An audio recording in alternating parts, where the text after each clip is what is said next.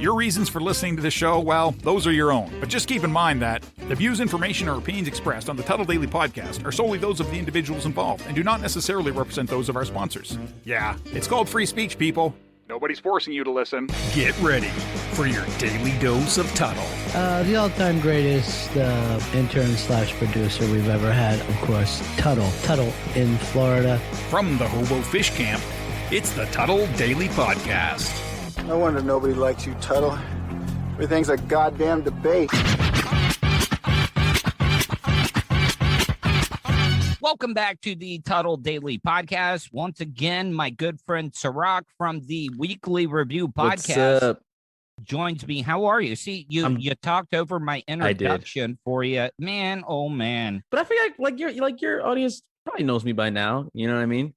Well, I know, but you also got to remember, this is something that took me a while to realize when it came to working in radio, is that your audience, you're gaining new people all the time. You're gaining people that maybe hasn't caught a show that you've been on. So right.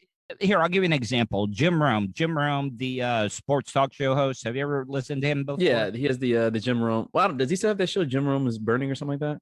Yeah, well, I think he does it on like HBO or Showtime now. Like, have you noticed how a lot of these people are like Desus Mero? Did you ever watch them? So they were like one of the reasons why I even got into like any type of broadcasting. So I used to watch them on where were they on before Showtime? Vice. That's what it was. Yeah, they were on Viceland. And then they got like a big check or something, and then they switched to Showtime, and then like it's like I still like them, but their show is just so like kind of shitty on Showtime, to be honest. It's different. It's different because they only do it a couple of days a week now. Weren't they doing it like Monday through Friday when they were on Viceland? Yeah. It actually almost seemed like it was every day. But you know what's weird about their show though? It's like when they were doing it on Viceland, it was just them two, whoever they were interviewing, and then like obviously the camera people.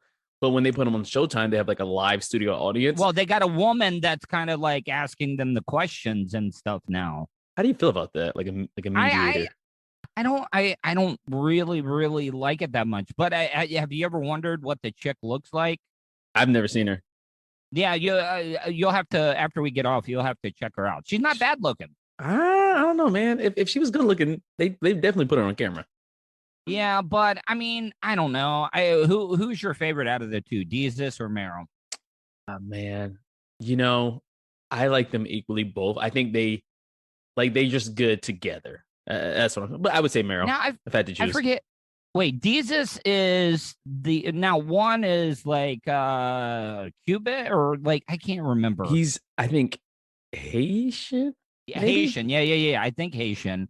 And Desus Desus is the darker skinned guy. Right. Yep. I think he's funnier. You think he's funnier? Yeah, I really do. I think the other one's funnier. I say this. I think Desus is a little bit more intelligent. I think Mero is just like, you can like take his quotes and make them memes type deal. You know what I mean? Like what he says is silly, but it's memorable. Do you think a lot of that stuff is written, or do you think a lot of it is improv? I think like what we do, like us getting on, we don't do any show prep. We just get on and just start bullshitting. I think it's improv. I think they have like an outline. A direction. Yeah, but like I think most of it is just improv. And if they ever have like a day where they just can't really think of nothing, they probably just have like a script or something they can read off of. So I know. Look, I talk a lot about the Olympics and stuff. I love events that happen every 4 years. Like World Cup, Olympics, winter and summer. Like some of these like confederations in soccer, they do their confederation like UEFA, which is Europe. What was the soccer one they just had? All right. So they had UEFA, and then they just had the American one, which is CONCACAF, which is really That's how you pronounce it. I always wonder how you said that. Yeah, CONCACAF. But that's Canada, America, Mexico, and all the Caribbean. Okay, so basically just Mexico and all the Caribbean. Yeah. It's usually, I mean, I don't think anybody else has won it except Mexico or the United States. It goes back and forth. But Really? Yeah. USA ended up beating because it's probably one of the weakest soccer confederations because you have all of South America, which they're good, and then you got Europe, and then you got Asia. You know what? Asia might be a little bit more like on the same level as CONCACAF, but I just love these events that happen every 4 years. What if that was like the way they they made policies on immigration? Like you had to play for it. Like it'd be like a soccer tournament. Mexico versus USA. Mexico wins. They get like, I don't know, a free pass for a month or so. Did you ever watch that documentary? And you should. It's called the Two Escobars, or it might be the Two Pablos. But anyways, Pablo Escobar, the big time drug dealer at one time, drug kingpin. He was Pablo Escobar. And on the Colombian soccer team, there was also a guy by the name of Pablo Escobar. Oh, man. No relation at all. But the first game, because they were playing in America, this is in 94 when America last hosted the World Cup. And this guy, Pablo Escobar, ended up scoring an own goal. Like, which means like he accidentally kicked the ball in to his own goal. Air quotes, accidentally in air quotes. Yeah, right. Did this shit on purpose. He died. He was murdered a week after the World Cup when he came back to Colombia. It's just a coincidence, right? No, Pablo Escobar pretty much was a big ass fan of soccer. And I'm sure he was kind of like, fuck that, man. I don't want the guy with the same name as me walking or breathing right now. Yeah. Didn't that, speaking of that, like, what is the chick from, you're talking about the Olympics, is recently that she was like facing like prosecution when she got back to her country or something like that.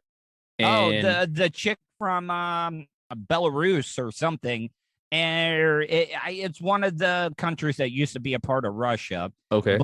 But like she spoke ill will against the government. And, you're not, I guess that's a rule. Like they don't have freedom of speech. Like he ain't allowed to say shit bad about the government. And she was like afraid and she wanted asylum to Poland. They give it to her? Yeah, they gave it to her. Yep. Yeah, but like, does she not have like family back home? Like, you just go to the Olympics and your life changes forever.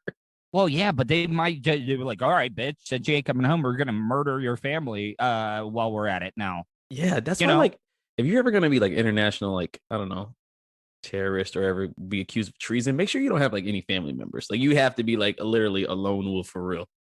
But the reason I wanted to bring up the Olympics, and this is something that I think me and you need to start doing, is for the first time in the Olympics is rock climbing. Like, and not like on the side of a mountain. I know we've talked about rock climbing before and stuff, but I got to tell you, man, it sometimes just lifting weights can just become a little tedious and boring sometimes. What? Never. I never get bored lifting weights. Okay, but all right, but you're also jacked as fuck. But I mean, I'm starting to, get starting to see a lot more results now because you do plateau sometimes. Right. I know. You see, like, even your profile picture for the podcast, you get your shirt off, you jack. Oh, I did that on purpose. The album cover. Yeah. Well, I mean, it was kind of like a joke picture because I took it in front of my shitty ass PT Cruiser. But I worked out hard as hell before I took that picture. Yeah, but the PT Cruiser makes it seem, gives off that vibe that like, hey, look, I made it big, but I'm still humble in a way as well. It's like, wow, that guy's still driving a PT Cruiser. He's a cool dude I would hang with. I mean, you knew me when I was out of shape. I mean, I'm actually, from what I look like, because I also have lanky ass arms too. It's harder for people with lanky ass arms to, build bulk. But you see what I'm. You ever thought about doing like boxing or something? Like maybe some fight training? Because if you got length, if you're tall, what are you like 6'1", right? 6 foot. Yeah, I'm 6.5, almost. 6'1". Okay, so average. If you got long arms, I mean, you should think about boxing, man. Their reach is deadly. Oh, you know that I actually did do an MMA fight one time. It was against a chick, right? No. Oh, It was all right. Shit, so sorry. the owner of the Orlando Predators You know, Tom and Dan. You know, Tom used to be Drunky the Bear because that was his gimmick. Like he wore a bear suit, like when he would go out for public appearances. But he did all these like stupid stunts and stuff, and the Orlando Predators owner like just loved us doing stuff at halftime, and he was like, "Hey, how do you guys feel about like actually MMA fighting each other? You know, at halftime, like at halftime of the Orlando Predators arena football." So it's sounds like some Jackie Moon shit from Semi-Pro. Yeah, dude, we did so many things. Like I raced on a tricycle against somebody that made a homemade R2D2. And we had to go the length of the field. You got video of this? Yeah, there is video of it. You need to put it on the YouTube channel, man. Have like some archives, like, hey, this is me racing. You know, this is me fighting this guy. This is me racing R2D2 in the new Star Wars. Like, yeah, I post it. Yeah, and then I was winning, and this guy in a Darth Vader outfit came out and picked me up by my throat. Like he was a pretty big ass dude, and it was kind of set up wrestling style. But the MMA fight that I went against him, we were wearing those small ass gloves. You know, the MMA gloves. Like, I mean, they offer you pretty much no protection at all. Here's a cup. Yeah, so we were gonna plan it out. Like we were gonna kind of like, all right, we're not gonna go all out. You know, we'll pull some of our punches. Right. And then the owner of the Predators caught wind of it and was like, if I see you guys not going 100%, neither one of you are gonna get paid. And we looked at each other like, yeah, we need the money, so no hard feelings on what happens. And he outweighed me probably by about 40 or 50 pounds, and with my long ass legs, I was able to keep him at distance. But man, he got on me one time. I'll have to send you a picture of it. Was he like did he have any experience, or it was just like just two guys, no experience, just going at it? Just two guys, no experience, but he had what you like to call redneck strength. Oh, okay. So he had like a crack pipe in his back pocket and just just would not go down. Somebody caught the best picture because when he knocked me out, like you caught the one, because I guess I got a soft chin, and you, it's right when he connected with me, and it's like the perfectly timed shot, by the way. But yeah, that was pretty crazy, and I've wanted to, now that I've gotten back into shape, I've challenged him on multiple occasions, like a rematch. No, like a rematch, because I think I could take him now. Well, I mean, have you seen him now? Like, I mean, yeah, I just was on their show like a couple weeks ago. I mean, I think we should set this up. I think we should do the rematch part 2, but you got to take your glasses off. That's the only thing. You got to like, I didn't wear glasses at that time. So like, you need to mail him a postcard of your album cover. Like, this is the rematch, bitch. And just, you know, hey, set it up. Same place. We'll call the is Orlando Predators still even the team anymore or no? No, it's not. No. Oh, okay. Well, we got to find this owner, guys, see if he'd still be able to sponsor this fight. But I mean, you got to admit though. I got some striations going on the arm. You can see some of the veins. Yeah, bro. I mean, you got to take advantage of it. You have to take advantage of it when you like. You know, it's how do I say this? If you don't take advantage, you'll lose it. Oh, dude, I work out and I rest. I work out every day. Except Sunday. I take a day of rest on Sunday, not because I'm religious. I was about to say, like, okay. No, I just, well, a lot of people think working out every day is thing. No, you actually do have to let your body like heal up a little bit, because you know, when you're building muscle, you're actually like tearing the fibers a little bit, aren't you? And working it up. Yeah, and that's why you don't really, I mean, everybody's different, but rule of thumb is you probably don't want to go every single day. I mean, I do like a Monday, and this works for me, but like a Monday, Tuesday, you know, Thursday, Friday, maybe Saturday, or maybe a Sunday, but I don't do like 5 days in a row, because you got to rest, you got to get some sleep, you got to, you know, recover. It's too much too soon. I start out with arms. I do tris, bis, and forearms, which I've always had pretty big forearms because of playing baseball. Because a lot of people don't realize this. The forearms is where one of the most important muscles in baseball. Oh, baseball. I thought you was going to say something else. No, in baseball, because I played community college ball and stuff. You know, as a pitcher, That's where you get the rotation on the ball. Throwing a curveball or a slider and stuff is stronger forearms. How fast could you, at your prime, how fast could you throw the, I guess, your fastball? Fastest I ever threw was 81. 81? Mm-hmm. I didn't have a lot is that fast? I don't know. Is that no. If you colleges and pros really don't even show you any attention unless you're hitting at least 90. Really? Yeah. Shit. Is that like something you can like work up to, or it's just like some people have it and some people don't? It's all mechanic. It really, really is, because you gotta use your legs, your shoulder, and it's about getting muscle memory, doing your wind up and all that stuff, and just not having to think about that. And not only that, you got to be accurate too. That's I think that's the hard part. I was very accurate, because once you get that muscle memory, and a lot of people think I'm crazy when I say this, is that when you can imagine something happening, okay? So if you don't have to think about your mechanics, you look at where the glove is placed and you imagine the ball going into the glove. You see what I'm saying? Oh yeah. So I was pretty accurate. Well, damn, man. Maybe, I mean, I don't know. I always try to compare myself, and I suck at. I mean, I can throw the ball pretty hard, but like I'd be hitting fucking batters left and right. Like I'd be out the first game. Good?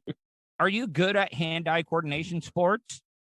Yes and no. I guess it depends on the sport. Like, I mean, football I'm pretty good. As far as like catching and awareness. But I play like sometimes I'll play like not intramural, but like in a softball league, like a beer league, pretty much. And I don't know, man. When that softball comes flying, like 80 miles an hour, man, I hesitate to want to even like stick my glove out. And I think that's because I just don't have any type of like baseball, softball experience. Dude, being a pitcher is scary as hell, especially when you're playing against people that are using aluminum bats, because you get more pop off the ball. If you let the major leaguers use aluminum bats, they would hit them out of the stadium every fucking time. Wait, they don't? No, they use wooden bats. Oh shit! What? Who uses aluminum? High school and college? Yeah, high school and college. Fuck that! I would just use wood. I mean, if you want to go to the pros, why use aluminum? Yeah, I don't know. They just do it, and I got drilled one time so hard. I threw a fat pitch right down the middle, and the guy just laser beamed it right back at me, and it hit me right in the kneecap, and it hurt so fucking bad. Now, it was the worst. Done some of those, like like I said, I don't have a lot of experience playing baseball, but like, can't like certain like batters like intentionally like know where to hit the ball, I guess. Mm-hmm. Wow, yeah, some people are good at. Some people are good enough to be able to do that, and be able to like. If you got a guy on first base, it's called a hit and run. So what you want to do is when he is like, as soon as the pitcher goes, the runner is running, and you want to hit it. Like if you're a right-handed batter, you want to hit it to the left-hand side of the field, because the second baseman is going to second to cover the base for the steal. You see what I'm saying? It kind of opens up. A lot of people don't realize that there is a lot of strategy in baseball. Right. I was just gonna say that. I mean, when you're watching, you're just like, man, this shit is boring as fuck. But I just, even from playing softball, like I learned like little stuff like that. Like I was in the outfield and I was a terrible, I don't know, I guess catcher, because we were playing softball with baseball gloves, if that makes any sense. So they seem kind of small on my hand versus that giant gloves are ball. Gloves. So there's no such thing as softball gloves or baseball gloves. Yeah, but no. I mean, like what? I had a tendency of like just catching it with like my palm, and that shit would hurt. Oh yeah, yes, exactly. Yeah, it would.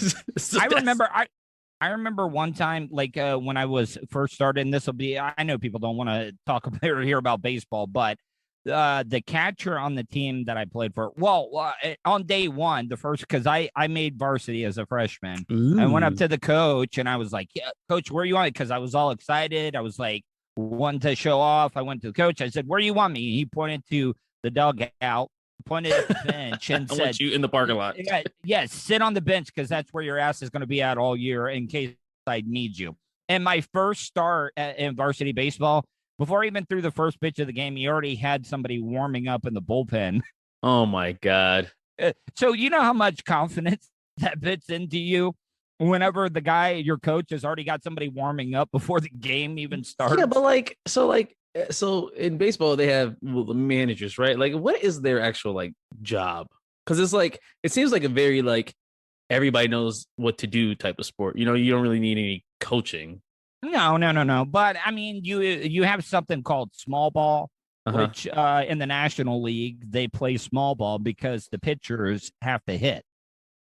Oh, why do pitchers usually suck at hitting? Did you suck at hitting? Yeah, it was not the greatest. But in the American League, you have a designated hitter. You would think they'd be good at hitting because they'd recognize pitches, right? Like, I'm a pitcher. I know what this is. They're not taking as much batting practice because they're practicing their pitching. You see what I'm saying? Yeah, I guess you're right. Yeah. So back to the rock climbing thing, man. I didn't realize, like, just watching, because it was the women, and I was like looking at some of the shoulder muscles, leg muscles and stuff. Like, you're basically using every single muscle, like core and everything, to be able to climb up these walls.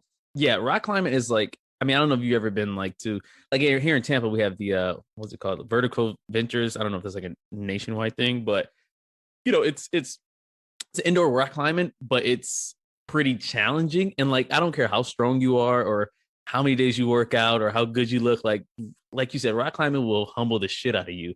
And you're like holding on to like a little 2-inch, you know, sliver sticking out of the wall with like 2 fingers on it. That shit is insane, man. Like, you gotta have strong hand muscles. I don't even know if that's possible. You know, like forearms, once again, you would, that's probably pretty important. And they also carry this bag of chalk with them too, because you don't want sweaty hands when you're grabbing onto these grips, you know? Yeah. And I was watching one of the events, and it was just like time rock climbing though. That's how they kind of score it. Well, they do 3 things. They do speed climbing, bouldering, which is you have less things to grab onto. And then they have a really tall wall that you have to, like, when you're going up, you have to carry a rope with you and clip on because it's so high. See, that's kind of silly though. Like the speed climbing, right? Like, you've seen what was that documentary? Damn it, with the guy, he climbed like literally like a vertical wall. He's like the best climber in the world. You know what I'm talking about? Yeah. I do. But what do you think about these people that do these like free climbing? Yeah, like, free solo. That's what it was called. Yeah, free solo. But I mean, I just don't get it. Like, I mean, I don't feel bad for any of those guys if they fall and die. Like, I mean, that's on you, buddy. No, I'm being dead serious. Why would you not? Because I mean, when you're rock climbing, you can nail these little things into the rock to be able to like help yourself. Exactly, just in case. Yeah. Do you think those guys, like, I'm not trying to sound like mean at all, but like they must have some sort of like, well, they're, I don't want to say disorder. No, adrenaline is, I get that, adrenaline junkies. Yeah, they do crazy stuff, but this is beyond like adrenaline junkie. This is, there's no room for error. You know what I mean? Like, you one slip, you're dead 100%. Oh yeah, without a doubt. Without a doubt. Yeah, and just like, I feel like naturally, like every normal human would have that fear. Like, you wouldn't even do it. Like, you would just be up there shaking the whole time. You know? What is the most dangerous thing you've ever done? Like, have you ever done parachuting or skydiving? I've been skydiving. Bungee jumping? You have? Yeah. It wasn't scary though. You know, in DeLand, small little DeLand, which is here in Volusia County, probably about 10, 15 minutes from Daytona. And skydive DeLand, it's like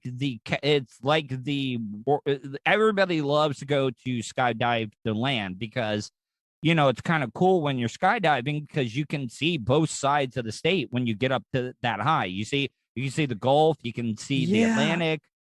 So I assume you've never been skydiving, right? No, would never do it. Okay, so we went like maybe like 2 years ago. And was this your chick's idea? No, but it was my idea. It was for Valentine's Day. And she had a good time. I kind of had a miserable time in the air, and I'll explain why. So I have like a little bit smaller ears than normal. Okay. Mhm. So I don't know. Yeah, dude. First of all, it's freezing cold up there.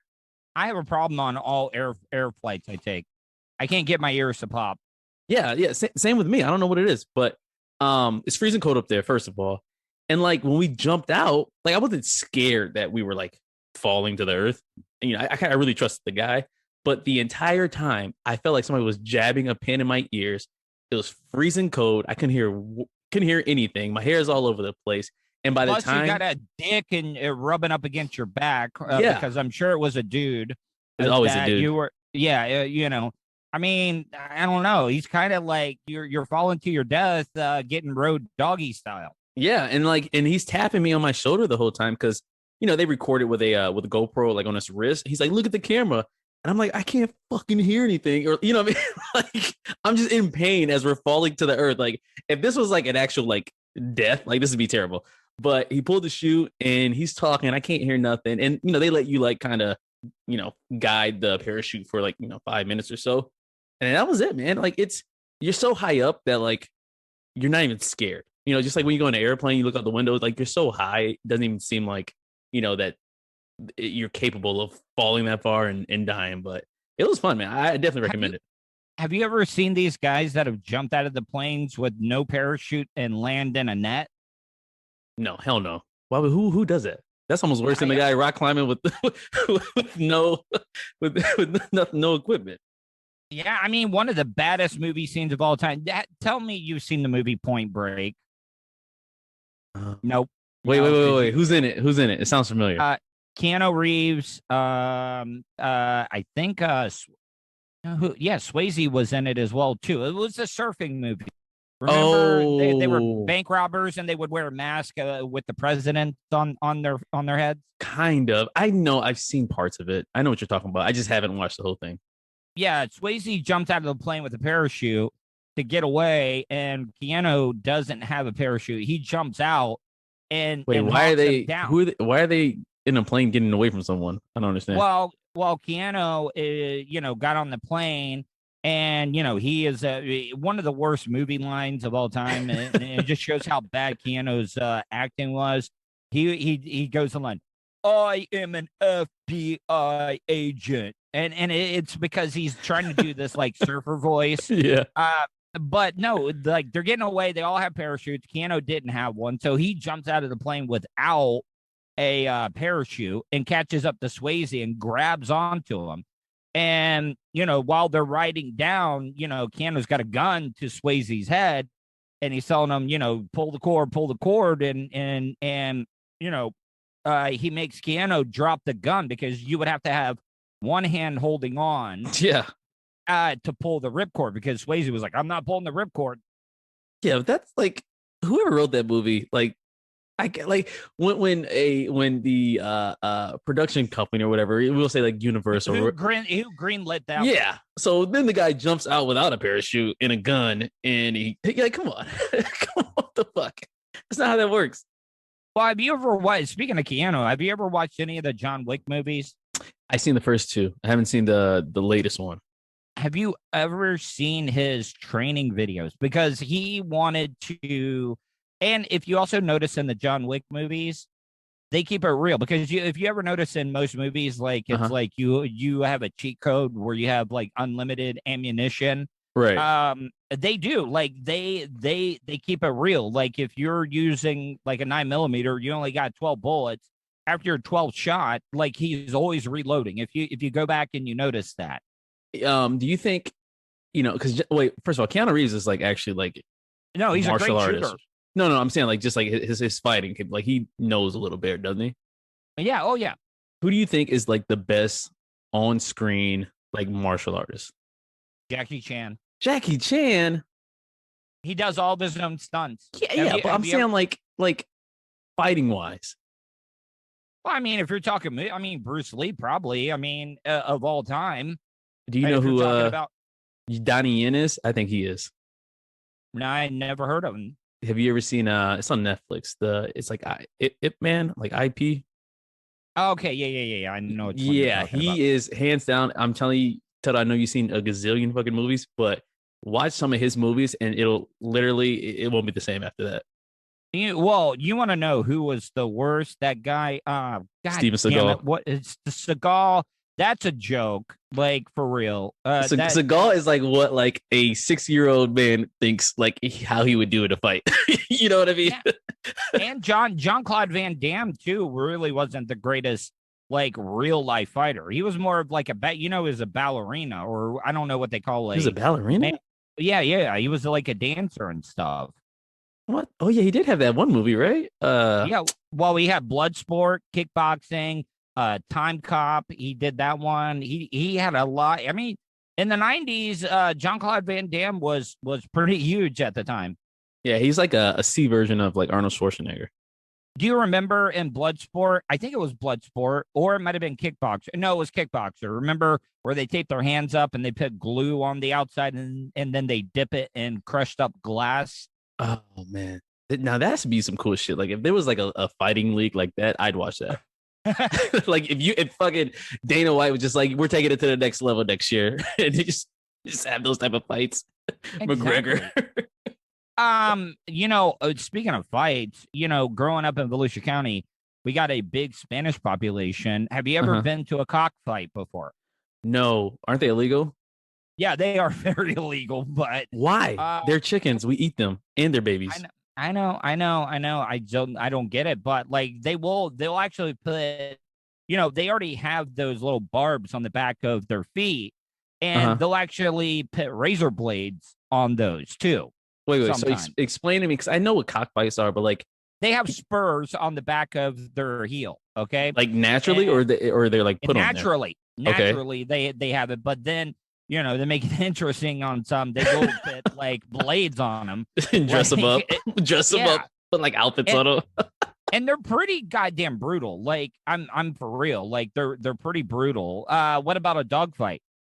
No, I've never seen. I probably wouldn't even want to see a dog fight because you can, like, dogs are like, that domesticated animal where like they're not fighting because they want to. You know what I mean? I had a friend, his brother actually had a pit bull called Terminator, which was already a bad sign. They love to feed the pit bulls gunpowder in their food because it makes it crazier. No, I'm dead serious. Like they will mix gunpowder in with their food. Wait. They put gunpowder in the dog food? Yes. Yeah. Maybe honestly, I think you're on to subtitle. I would be surprised if I see like some YouTuber, some fitness YouTubers like, I got this new, forget protein, forget BCAAs, forget all that shit. Pre-workout, gunpowder is the new protein. No, it didn't make them strong. It just made them more aggressive. So it made them like really, really crazy. And, they would always keep the biggest chain on them that they could, just because they were like, all right. And it wouldn't be like one of those regular dog chains. It would be like a chain that iron workers use to pick up steel beams and shit. And then you'll see some of them. But have you ever seen some of the pits? Like I saw this one dog, they had a tire like 18 feet up in the air, and the dog like just basically parkoured off of a wall. Oh yeah. Yeah. I seen that. That wasn't a pit bull though. That was a they look like pit bulls. They like the they're like a guard dog breed. I just forgot. Like a Rhodesian Ridgeback or something like that. Yeah, they're like slender, but they're like really fast and they can jump really high. All right. So one of the things I want to talk to you about, do you have any routines that you do on a daily basis? Like brush my teeth and stuff? Well, I mean, not simple like that. Just something that not everybody does. Damn it. I was going to say. I'll give you an example of what I do, okay? All right, let me hear. So I shower every day. Even if I don't have to poop, I try to poop before I take a shower. That's a toughie because, I never want to poop and then shower immediately. Like you gotta give your butt like cheeks like a rest for a second. Okay, but have you ever showered and then you're like, God damn it, I got to take a dump now. Like you just showered and cleaned up. Yeah, I almost want to like. I think there's been times where I actually got back and showered again, just because. Do you wet wipes? Yes, I don't have any now, but those things are. I mean, if you got a younger audience, and I know like. As a teenager, I've never heard of it. Early 20s, never heard of it. But I'm telling you, if you got a young audience, Tuddle, tell them wet wipes are the way to go. Yeah, they really are. You moisturize because if you have a really, really bad day where you're pooping a lot, like you will rub yourself raw a little bit. Yeah. Because sometimes you'll have one of those poops where it's like you got a magic marker sticking out of your butthole because every time you wipe, it's just like you wipe. Like, did I just spread it more? it's all over the place. I know. Now, do you shave your crack? No. Hell no. I don't even. Not? How the fuck would I even pull that off? Like somebody would have to do that for you. No. You get in the catcher position, speaking of baseball, because your cheeks actually spread. You got to be careful. You got to be very careful. And using and I suggest not any of those cheap razors. You use like one of the Mach 5s. No, bro. I'm not. Nope. Trust me. Plus, I already get like ingrown hairs. Last thing I need is ingrown hairs like around my asshole. I don't even want to know what that would feel like. You know? Well, African Americans do get more ingrown hairs, right? I mean, I get them occasionally. I get them, but my friend Soul Brother Kevin used to talk about getting shave bumps all the time. Yeah. So like a lot of times people get confused with like razor bumps, or they say, oh, you're shaving the wrong way, or it's the typical responses, but it's just the nature of the hair. Mine is really curly, like around my like jawline and cheek. So the sharper the cut, usually the more severe, like the ingrown hair. Now, do you use regular shaving cream, or do you use the gel or whatever? Dude, none of that shit, man. None of that. I just use my my trimmers, just because I don't really cut too deep. You know what I mean? I don't cut too sharp to where I would need like that type of protection. Yeah, it gets really, really bad. Have you ever noticed, like, when you're younger, your poops, you really don't pay enough. You really don't pay much attention to it. Like you're like, well, I got diarrhea. When you get older, like wait, rewind. What'd you just say? When you're younger, you really don't care that much about your poops. You see what I'm saying? Yeah, but you just said, oh, I got diarrhea. No big deal. Like, of course I care about my poops. Well, but when you get older, like you're like, if you have it, like it's more important when you get older. If you get one of the poops where, like, one of the most satisfying things, I don't know if you can tell, but I can usually tell when I have a good poop, and I'm like, when I wipe, there's not going to be anything on the toilet paper. Like, have you ever been able to like, all right, that's a good poop. Yeah, definitely. You can always, it's usually the morning, I feel like. Yeah. But then like sometimes I'll be at work and we have like an upstairs bathroom. Like it's not necessarily an employee bathroom, but it's like not the normal ones where the customers can use. And one of the worst feelings is a rush poop. I kid you not. Like we have like, I mean, don't get me wrong. I work with a lot of girls and most of them are very attractive. So imagine like sitting there taking a poop and like, and when someone would knock just to see if someone's in there, the door's locked, like instead of them like going back downstairs, going back to work, like they just wait there. They just wait outside the door. And then you're like, oh man, they're gonna have to smell what I just. I know. Listen, I have firsthand experience of the stinky ass shit that you lay down. Oh yeah. And it's pretty bad. It is bad. Oh, they know I work too. They know. They were like, they'll say, Serak, you in there? I'm like, yep. There's like, I'll be back in 30 minutes. I'm like, yeah, you probably should. Now, have you ever had what I like to call the shit cork? What is that? Where it's hard at the beginning, and then once you get past that hard part, it's just like a napalm explosion. Yeah. Where it covers every square inch of the toilet. It's like when you have like a beer, you just kind of shake it up and you pop the top and it just everywhere. But then like, it feels so good. Like you kind of put your knees up at the same time. You know what I mean? It's like a roller coaster ride kind of. And we actually have a squatty potties here. The ones you put your feet on. Those things are amazing. People think they're bullshit, but it does really, really does help because the way that regular toilets are, your body's not positioned correctly for you to, release your bowels. I just say it almost sounded like I was like, release the hounds. Release the hounds. You know what? I feel like the asshole, the butthole, doesn't get a lot of credit as much as it should as far as like favorite, like most versatile body part, It's up there with like the tongue, like the butthole like has to deal with so much shit and it expands, it gets smaller, it gets spicy. I'm surprised there's not like chapstick for your butthole. I sometimes, I mean, I was back to the wet wipes. I get the ones with the aloe in them. Oh, okay. All right. Cause you get sunburn. No, it Bleaching. I mean, I don't know, man. It just, and also, iron workers, I was an iron worker like for about 6-7 years, and sitting on the beams, the way that you're positioned, sometimes a lot of iron workers get hemorrhoids sometimes. And I got one, not a big one. How is hemorrhoids caused? Just by sitting weird?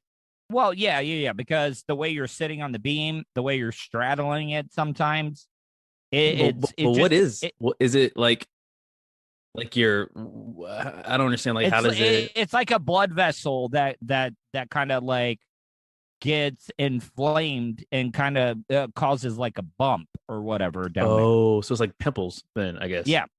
Okay. But I mean, it doesn't go away though. But it doesn't.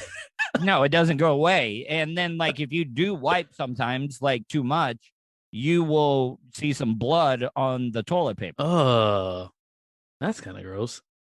This shit doesn't go away. Like, what type of? I mean, no, you got to get it banded. Like the doctor, they put like a little rubber band around it, and they put a rubber. How big are these bumps? I mean, it's like a small little rubber band. Kind of like people that back in the day when you would get Afro Puffs or whatever. Those small little rubber band. They put those around there, and they just kind of like die and they fall off. Oh God, that must suck. You figure you could just put like a Band-Aid on it? That'd be weird. Like, say you're like with some chick, and you guys get to going, and you look down, and it's like fucking rubber bands and Band-Aids all over. Like, what happened? I used to be an iron worker. Well, mine's exactly centered right at the top. Like if I was on all fours, if I was a gay man, and you were looking at it, it's right there. It's like right in the middle, right where the crack is. Oh my God. And I called it my ass clit for quite a while. Oh my God. Like, I never met a guy with two dicks. Just like a baby dick and a dick. Did you read the story about how masturbation, men who ejaculate at least 21 times a month, slash their risk of prostate cancer? No, but I guess, well, damn, then that means I'm in the clear then for at least a couple years. So do you think you nut at least 21 times a month? Yes.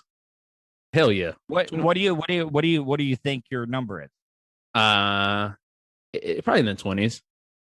But not I mean, nothing ridiculous, like, like 50, if that's even ridiculous. But yeah, like, man, I don't know, 25, 30. Well, you gotta check. Okay. I don't at the moment. So I'm kind of having to, take care of myself. So you're in triple digits is what you're saying. Yeah. But what I'm saying though is like, even in your relationship, like, when was the last time you masturbated? I don't know, maybe last week. Okay. So you do sometimes. Yeah, I mean, I feel like every guy that's in a relationship or married or whatever, like, they still do it. I mean, it's just something different. How do you feel about some women because there are some women that feel like, okay, well, there must be something wrong with me. Why are you masturbating? Do you think that they're out of line by making that statement? No, I mean, unless like your like sex life with whatever chick is like kind of in the dumps, then yeah, I guess that'd be somewhat a concern. But like, if she's happy, you're happy, there's nothing wrong with a little extra activity on the side. Yeah, but I'm okay. Well, you got to remember, women, you got like that week of downtime for the monthly visitor. Oh yeah. Sorry, because she's not on. She's on the what the hell you call that thing? On the pill? No, I always call it the IED, but I think it's IUD. Yeah. I always call it improvised explosive device in a vagina. Oh, that vagina will explode on you, if you're not careful. Like, did you ever see that that movie with the guy? What the hell was it called? It won the Oscar. The guys that walk up and they have to like take apart those IEDs or whatever. Oh, Hurt Locker. Yeah, the Hurt Locker. Yeah. Like, those suits ain't gonna do a goddamn thing for you. In all reality, I mean, no, they might help you out. They actually do. I mean, obviously, you still get like concussed probably, but so I sometimes watch on YouTube the I think it's either GQ or some are Wired, and they'll have like the experts like critique like movie scenes, and and I read that. I read that in Jet magazine one time too. You're right. Yeah, so like I mean it'll save you, but like it's not perfect. Yeah, I mean I don't know. Wait, you read that in Jet magazine? That still comes out? That was a joke. Oh, okay. I was like, damn, Jet magazine still comes out? No. I mean, every once in a while I would read, because my mom used to get Reader's Digest all the time, and I would read that sometimes. Do you read a lot? Are you a book guy? No. Well, I mean, I read a lot because I'm constantly looking for news stories and stuff. Yeah, but you don't like to talk about. You don't just go out like to the library or some shit and pick a book. Nah, no. Okay. I just no. Why? I mean, when there's so many other things you could do with your life besides read bullshit stories.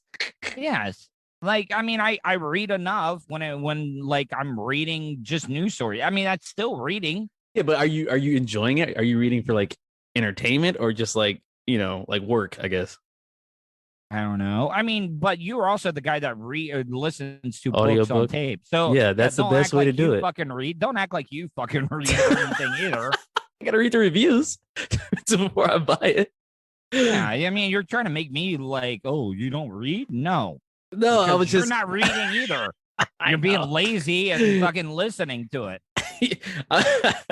That's a rich way to read. That's a rich way to read. I just listen. I got time to read. I don't know how to pronounce that shit. No, because I was watching some shit on Netflix that some lady Fran, I don't know. She's friends with Martin. Of course. What's her name? You know it? Fran Dresser? No, Fran, like Fran. Yeah, there's a Fran Dresser, the one that played the nanny, that had that annoying ass voice. No, she's a. I mean, she might. I don't. She's a writer. She used to be a writer for some magazine, and she's being interviewed by Martin Scorsese, and she was talking about reading, how nobody reads anymore, and everybody's on their Kindles and fucking audiobooks. And I was just like, you know what? Let me ask Tuddle if he still reads, because he's up there in age. So we're like, anything under 40, people don't read anymore. Over 40, you still read books. No, no. I can't even tell you. Like, now, let me ask you. I know there's an age difference. What kind of books did you guys read in high school? Like the ones that were required reading, like Catcher in the Rye. Did you ever watch or read Catcher in the Rye? No. What is that? That was one of the. Well, that was the first book that got me really interested into reading, because they Wait, in high school? That was the first book you read? No, it was like probably middle school at the time. But I mean, it was kind of controversial because they would curse, and there were racist words in the book as well too. Mm-hmm. But yeah, Catcher in the Rye was one of them, and then To Kill a Mockingbird was another one. Yeah, we had to read that one. Or we had to like popcorn read it. You know what I mean? What about Huckleberry Finn? Did that offend you when they would like what they would call Huck Finn's buddy? No, I actually never read it, and it wasn't required either. From what I remember, it was in Joe. In Joe? Like Indian? No, I'm not gonna say the word. When white people say in? Oh, in. I thought you were like saying like I in. Oh, in no. Joe? Oh yeah. Shit! I was about to say it too. I was just kind of about to put it together. No, I mean, you could say it. You could say it. I mean, but I ain't saying it. But what? but what I'm saying. But when I'm saying no, it was in Joe. Yeah. Why did they make you read so much like racist books back then?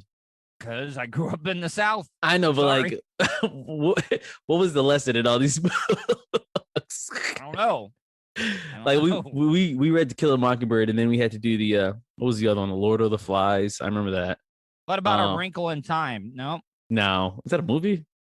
Yeah, it was a movie, but it was a great book. What about the Chronicles of Narnia? No, I remember watching it though. I'm a big visual guy. You know what I mean? The Lion, the Witch, and the Wardrobe. You never read that one. Never read it. I saw the movie though. Never read it. Once again, books on tape. The only books I used to read was you remember Animorphs and Goosebumps? Yeah. Uh-huh. Yeah, those are the ones, R.L. Stein books. Those are the ones I'd read because they were like always like right around 100 pages, and they actually had like a good storyline versus reading fucking some situations that would never happen in real life. You were before we came on, and this will be the last thing.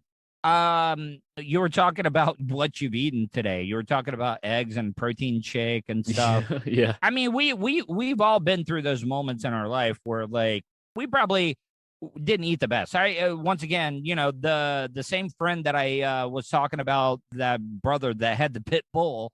Like I would during the summer, I would stay with him for like a week at a time, and like just an egg sandwich. Like if we could find one fucking egg in the fridge, we'd be like, hell yeah, we'd scramble that bitch up, put it on, and like we wouldn't even toast the bread. You can't do one egg though. That's the thing. Like you need like if I open the egg carton and there's like 2 eggs, 1 or 2 eggs, I won't eat them because I have to have like a minimum of like 4 or 5. How do you prepare your eggs? I switch it up. Sometimes I do a scrambled. Sometimes I do it.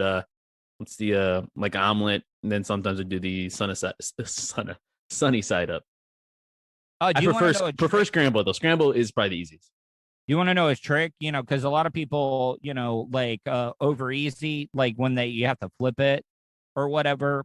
If you have a pan that has a top in it, get the pan really hot, let the egg cook, then pour a little bit of water in there, and the steam itself will cook the top of the egg for you.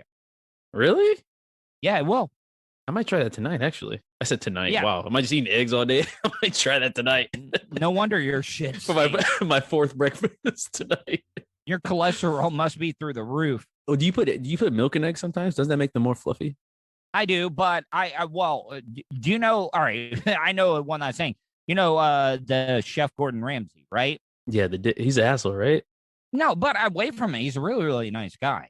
Oh, okay. Like we've talked about this. The greatest at their jobs and what they do are usually assholes. Like yes. They are.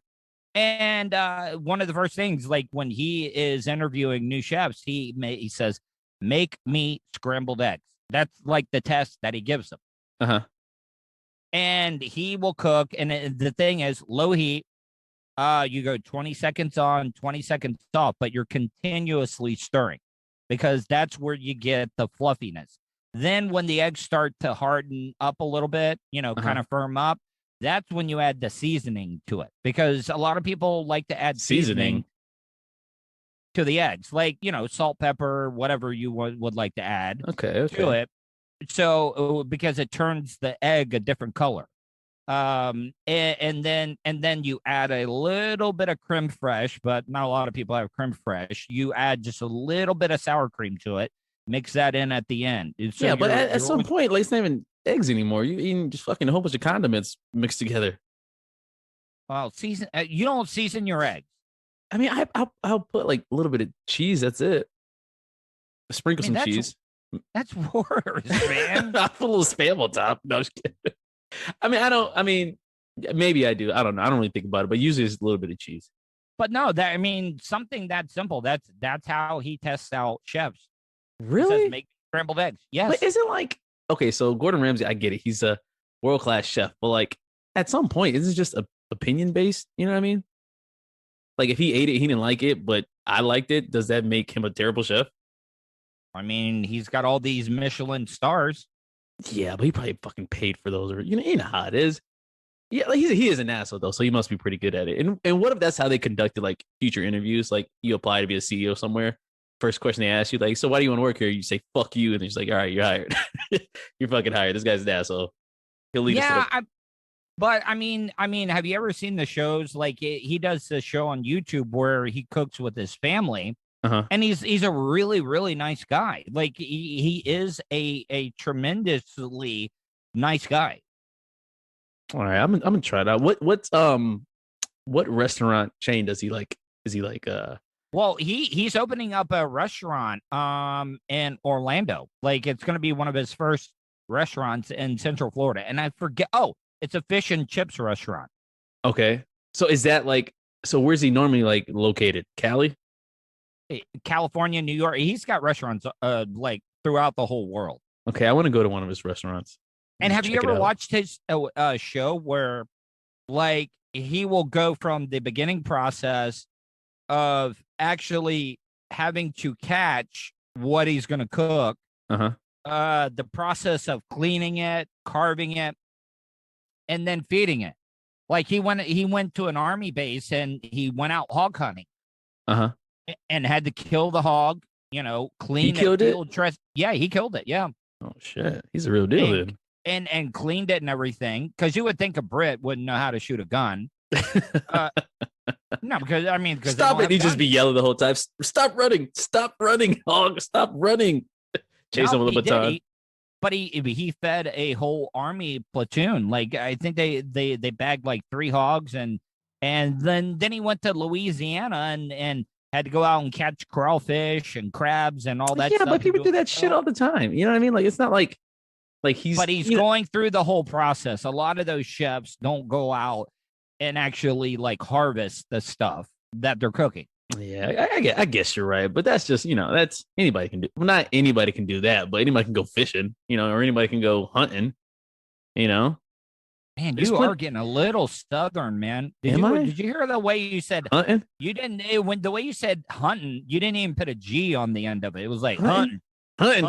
Listen, I don't give a damn if he's from England, British, New Hampshire. He can go out there and do whatever he wants. But I tell you what, you come down here south of the Mason-Dixon line down here in southern Florida, I tell you what, I wrap up a hog, I find me some fish, and we be eating good for a good week or so. How about that, Mr. Ramsey?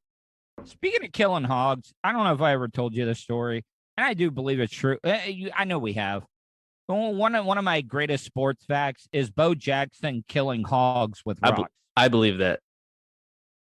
100%. I believe that. It was that from watching the 30 for 30. Yeah, because his arm was so strong. Like he would gun down people from the warning track in the outfield and would not even one hop it. Like he would just on his flat feet throw that bitch and it would hit the catcher right in the mitt and gun people down. Like it was crazy. So I'm like, yeah, I believe that Bo Jackson could kill a hog with a rock. That's insane. Like he just to be like a freak natural athlete like that, I still think if he doesn't break his or hurt his hip, he would have been the greatest running back of all time. I don't know, man. That's a hard to have that size and speed. They said he could almost run as fast as Dion. Yeah, but like it's always a what if, It's like I think that's what's the big difference between like the actual greatest of all time, like a Michael Jordan, right? Because he proved that he was the greatest from beginning to end, pretty much. And I think a lot of times when we see like a Bo Jackson or who's another one, I mean, back to baseball. Do I think everybody says that Babe Ruth was the best home run hitter, or like Lou Gehrig, or any of the Pete Rose? Like if they had to face the pitchers that are playing baseball right now, they would get sit down every single time. Oh hell yeah! They were playing against like pitchers. Like if I was a pitcher, you know what I mean? Like underhand, just throwing it underhand to be safe, just knocking home runs left and right. Yeah, but the ball players were also like smoking cigarettes and drinking beer in the dugout, right? And then get drafted like a week later to go to war real quick, come back, finish the season. Yeah. All right, Serak, tell people how they can check out your podcast. You can check it out on Spotify, Apple Podcasts, it's Facebook and YouTube. It's the Weekly Review. You can also search just by name. My name is Serak, Serak. I know, unfortunately, not like the liquor, but I promise I taste way better. Check it out. We're actually doing an episode a little bit later on this afternoon, and I'll have that posted tomorrow. All right, man. I hope you have a great rest of your day, and I appreciate you coming on. No problem, buddy. I'll talk to you later. And that's the show for today. Thanks for listening to the Tuddle Daily Podcast.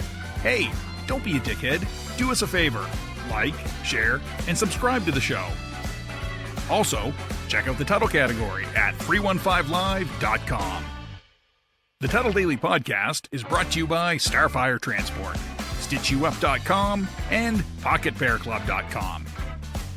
Special thanks to show producer Vulture and co-host Serak. Show voiceover service is brought to you by jcvoiceover.com and The Little Cheese Show. Download and subscribe to The Little Cheese Show everywhere podcasts are found. If you want to help support the show, go to paypal.me/Tuddle on the radio. You have something you want to say?